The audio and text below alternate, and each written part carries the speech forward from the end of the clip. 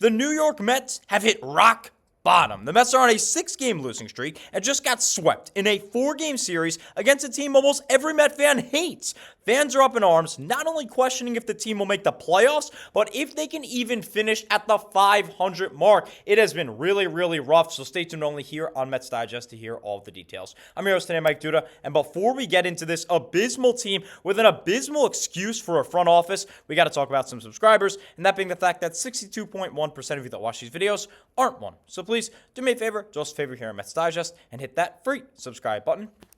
That way we can bring content to you about the amazing. So without further ado, let's go ahead and dive right in because they are not very amazing of late. Another 6-game losing streak. We will get into that in just a second because is this even really rock bottom? I've said it time and time again. I have videos up on this channel titled, "This is Rock Bottom." The Mets have hit rock bottom.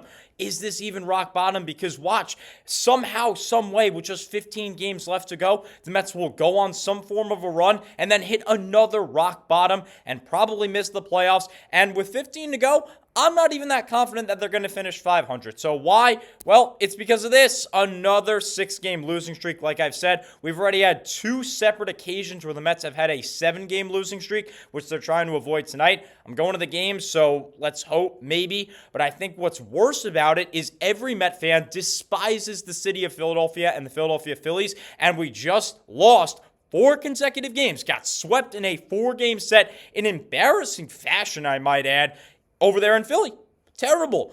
Terrible, terrible, terrible. It's embarrassing. I mean, it is tough to go out there and say, yes, I'm an avid supporter of the New York Mets right now. That is how bad of a funk that they are in.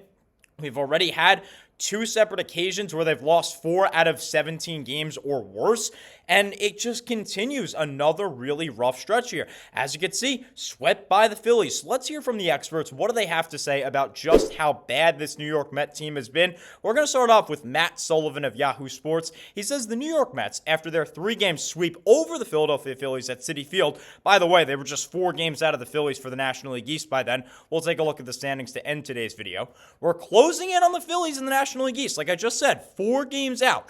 But after faltering and losing the ground made up, the Mets traveled to Philadelphia for a 4-game series. It went about as poorly as possible as the Mets were swept out of Philadelphia, losing all 4 games in various fashions.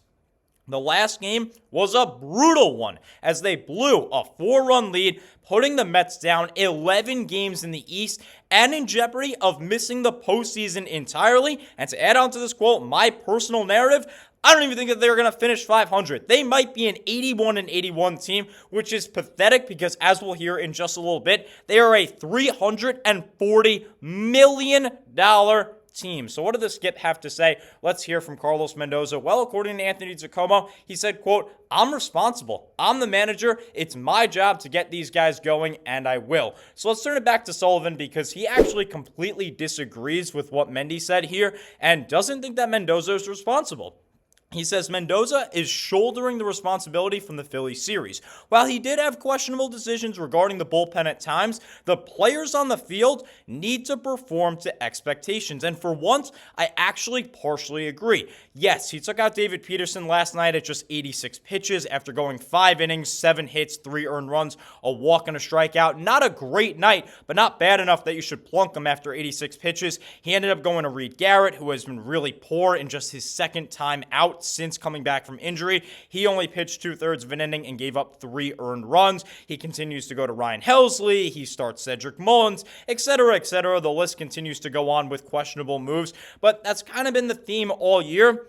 And at this point, as we're going to hear from the stats in just a little bit, as we're going to see from the stats, the players need to start stepping up. The players need to do better, as I think that there is a bigger problem here, and that is the man on the left of your screen right now in David Stearns. It all starts at the top.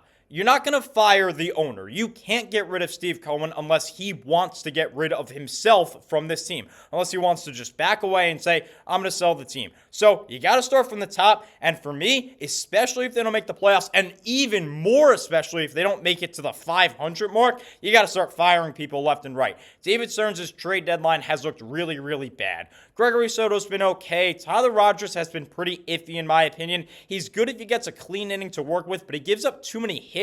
And therefore, when he comes in with a tough situation with runners on base, those runners are going to end up soaring. And the two guys on your top, I mean, they have just been abysmal. How about Cedric Mullins, who is hitting 183 in a New York Met uniform with a 67 OPS plus? That is 33 points below league average, when overall, throughout his career, he is a 6 OPS plus point above average player. So Mullins, an absolute disaster. And I'd argue that Ryan Helsley has been even worse. Try an 11.08 ERA. We got this guy at the trade deadline. The first time he pitched was in early August. I believe it was actually August 1st. His WAR is a negative 1.4. I don't even know how this happens. That is how bad Ryan Helsley has been. To go back to Mullins, we have had zero production whatsoever from our catching staff as well. I'll get into that with a video coming out in a little bit later on this weekend, and it's been a brutal outing and outings for Ryan Helsley. The starting rotation has also been abysmal. As you can tell, here are the highest ERAs in all of Major League Baseball through the month of September,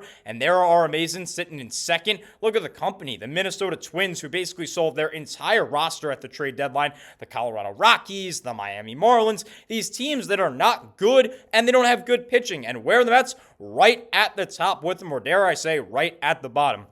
In fact, try a 7.16 ERA in the month of September from non-rookie pitchers, from non-rookie starting pitchers. 5 1/3 this month out of a non-rookie is the longest that a veteran, keep in mind, a veteran pitcher for the New York Mets that is a starter has gone in a game, and that was David Peterson. We've only seen 5 or more innings on 3 separate occasions, another 2 that ended in the 4th, and 1 where Sean Manaea only went 3 2/3 innings. It is really bad, so I'm understanding the point that Sullivan made, so let's turn it back to him to see what else he has to say. He says, offensively, because we haven't even talked really the offense besides Cedric Mullins, the Mets scored 4 runs in the first inning on 5 hits to begin the 4th game of the Phillies series. That was the 6-4 loss, the most recent loss. But they were completely shut down, not getting another base runner the rest of the game. In fact, the AP recapping the game, A Gamer, was titled Luzardo, that being Jesus Luzardo, retires 22 straight after rough start as Phillies sweep Mets and National League East title. Johan Duran, he grabbed the last 3 outs for the Phils. They're just not clicking as a team, and that's exactly what Sullivan is going to say. In the prior 2 games, Mets pitching gave up a combined 20 runs in 9-3 and 11-3 losses. The series opener saw Nolan McLean and the bullpen pitch very well, allowing just 1 run, but the offense went stagnant as they got shut out for the first time since July 30th. Over the last 30 days, that being until that July 30th, give or take, the Mets offense has had an 848 OPS, the best in the major leagues. Their offense has been incredible, but their pitching has been pathetic. As, meanwhile, that pitching staff has a 5.25 ERA in the same time frame. This is the sign of a team that's just not going to be successful. You can't hit and pitch at the same time. They did that really early in the year in April and May, but that's completely that's irrelevant now. We are in the month of September. We need to make the playoffs, and it's a question if we even will. And that 5.25 ERA has contributed to the Mets' struggles in the second half of the season. So let's wrap it up with Sullivan. What are his overall closing thoughts? Well, Mendoza can take on all of the blame, but the players on the field, the Mets' $340 million team, we heard that stat earlier, they need to perform a lot better than they did against the Phillies. The season isn't over yet, and the Mets can bounce back and make a postseason run. But if the Mets let this sweep eat them up, it could spell the end of their 2025 season before October begins. So, with that, let's take a look at the standings. Here is where we're at, I should say. The Philadelphia Phillies, they're 27 games above 500. We're 11 back with 15 games to go. No way we win the division. That is not mathematically impossible, but in all of reality, that is completely impossible. Now, in this picture, I did not include the Arizona Diamondbacks and St. Louis Cardinals because they're both below 500. So here is the race. We are 1.5 up on both the Cincinnati Reds and the San Francisco Giants entering play tonight. We do have the tiebreaker over the Giants. We do not have the tiebreaker over the Reds. For those of you that don't know, there is a rule now in the MLB where the game 163, meaning if two teams were tied, they would play one game to see who gets in and who doesn't. That's no longer a thing. It now goes to tiebreakers. So the Mets do not have the breaker over the Reds because they lost 2 out of 3 in the most recent series, and they lost another 2 out of 3 when the Reds came to Citi Field earlier this year to start the second half. And the Giants, we have the tiebreaker over them. So those are 2 important notes to keep in mind. As look, I know I'm saying that they won't make the playoffs. Right now, I am really, really upset with this team. I don't think this team is doing well whatsoever. I mean, it's pretty obvious that they're doing horribly, but of course, I'm a Met fan. I want them to make the playoffs. I just don't see it happening. So you got to look at the positives. You got to look at the, hey, how can we get in? And that is how we can get in. We have to be better than the Reds. We can be equally as good with the Giants because we have the tiebreaker over them.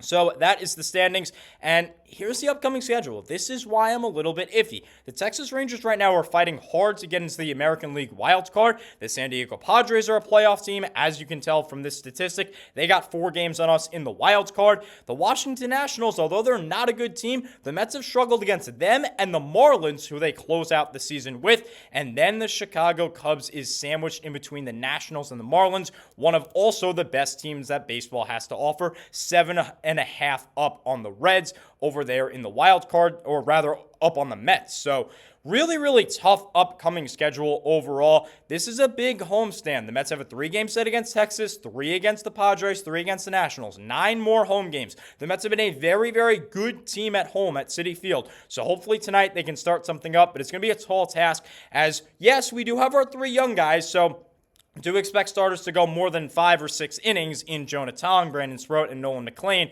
But we have to go up against Met legend Jacob deGrom tonight. It's a big part of the reason why I'm going to the game. So let's hope that I'm pleased and that Met fans are pleased and we can make some form of a comeback coming back. But I don't know. Again, feels like rock bottom. So go down there in the comment section. Let me know what you think. Do you agree? Do you think the Mets are even going to make the playoffs? Do you think that we're going to be a 500 team? Give me all your thoughts. Give me all your opinions down below. Unfortunately, that's all the time I have for you in today's video. As always, let's go Mets. I mean, I'm going tonight. Hopefully they can win. Hopefully they can pull something off against a former ace and one of my personal favorite players in Jacob deGrom. So we'll see. 15 games to go. Stay tuned on only here on Mets Digest, I might say. That way you can keep up with the team and all of the important notes and trends. Again, video coming later this weekend on how bad the catching situation has been. But for now, let's hope that the Mets can win some ball games. Thank you so much as always for watching, and let's go Mets.